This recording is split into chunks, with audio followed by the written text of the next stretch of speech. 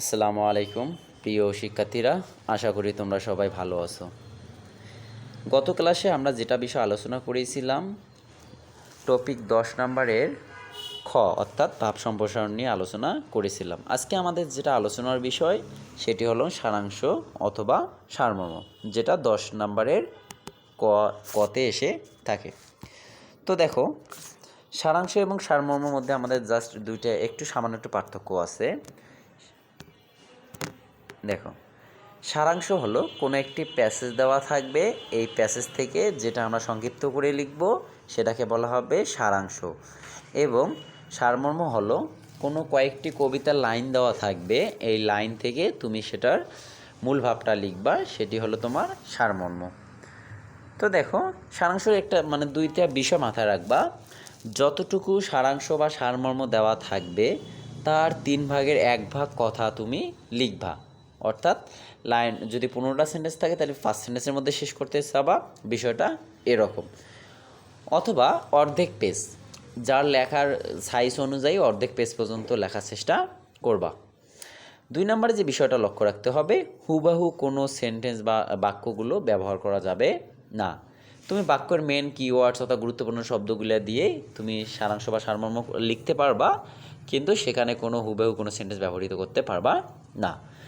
তো মনে করো যে একটা প্যাসেজ এরকম দেওয়া আছে যে, বার্ধক্য তাহাই যাহা পুরাতনকে মিথ্যাকে মৃত্যুকে আঁকড়িয়ে পারিয়া থাকে, বৃদ্ধ তাহারাই যারা মায়াচ্ছন্ন নবমানবের অভিনব জয়যাত্রা শুধু বোঝা নয়, বিঘ্ন শতাব্দীর নবযাত্রী চলার ছন্দে মিলাইয়া যাহার কুচকাওয়াজ করিতে জানে না পারে না, তাহারাই জীবন হইয়া উঠে জড়, যাহারা অতল সংস্কারে পাষাণ স্তব্ধ আঁকড়িয়া পড়িয়া আছে, বৃদ্ধ তাহারাই যাহারা নব অরুণোদয় দেখিয়া নিন্দ্রভঙ্গের ভয়ে দ্বাররুদ্ধ করিয়া পড়ে থাকে, আলোক পিয়াসী প্রাণচঞ্চল শিশুদের কলকোলাহলে যাহারা বিরক্ত হইয়া অভিসম্পাত করিতে থাকে, জীর্ণপুঁতি চাপা পড়িয়া যাহাদের নাবিশ্বাস বহিয়াছে, অতিজ্ঞানের অগ্নিমান্দ যাহার আজ কঙ্কালসার, বৃদ্ধ তাহারাই।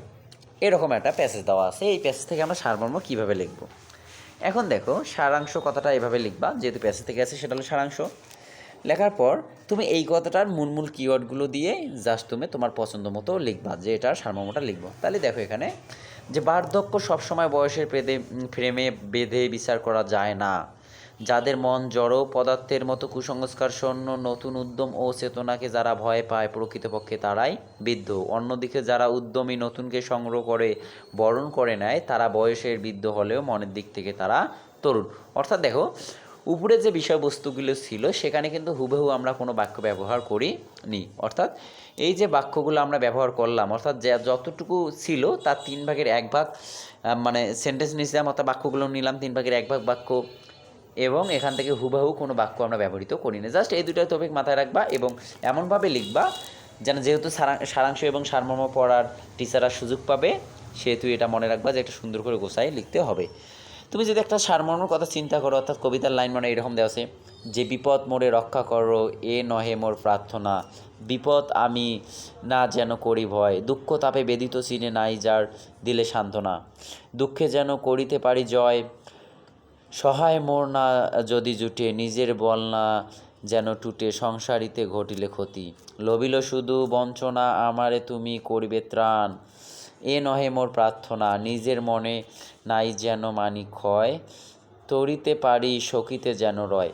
অর্থাৎ এরকম কি থাকলো বাক্যগুলো, এরকম একটা কবিতার লাইন দেওয়া থাকবে, 5-6টা বা 10-12টা কবিতার লাইন দেওয়া থাকবে। এখান থেকে তোমাকে কি করতে হবে? সারমর্ম লিখতে হবে। সেম কাহিনী, হুবহু কোনো শব্দ নিবা, বাট হুবহু কোনো বাক্য নিবা না, এবং যতটুকু সাইজ থাকবে তার 3 ভাগের 1 ভাগ পরিমাণ লেখার চেষ্টা করবা, অর্ধেক পেজ যেটা আর কি। তো দেখো, তার মানে কি, এখানে যদি আমরা লেখার চেষ্টা করি, দেখো, ছায়ামায়া বিপদ থেকে উদ্ধারের জন্য নয়, বরং বিপদকে মোকাবেলা শক্ত করিয়া অর্জনের উদ্দেশ্যে সৃষ্টিকর্তার কাছে প্রার্থনা করা দরকার। অপরের সাহায্য নয়, বরং আত্মশক্তিতে বলীয়ান হয়ে আছে প্রকৃত মর্যাদা। তার মানে কি, এই যে বাক্যগুলো ছিল কবিতার লাইনগুলো, এই লাইনগুলো আমরা কি করলাম? হুবহু কোনো লাইন ব্যবহার করলাম না, জাস্ট এই লাইনের যে মূল ভাবটা সেটা আমরা মেন শব্দগুলো নিয়ে এটা লিখলাম। সারাংশ সারমর্মের ক্ষেত্রে এই জিনিসটা মনে রাখতে হবে, যা আছে তাই অর্থাৎ তিনটা জিনিস মনে রাখবা যে যতটুকু সারাংশ বা সারমর্ম দেওয়া থাক না কেন তার 3/1 লিখব, হুবহু কোনো সেন্টেন্স লিখব না, কিন্তু গুরুত্বপূর্ণ শব্দগুলো দ্বারা আমরা সেন্টেন্স তৈরি করব যেন মূল ভাবটা প্রকাশ পায়।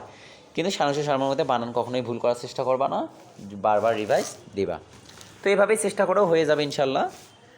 তো আজকে এই পর্যন্তই, সবাই ভালো থেকো, সুস্থ থাকো, আল্লাহ হাফেজ।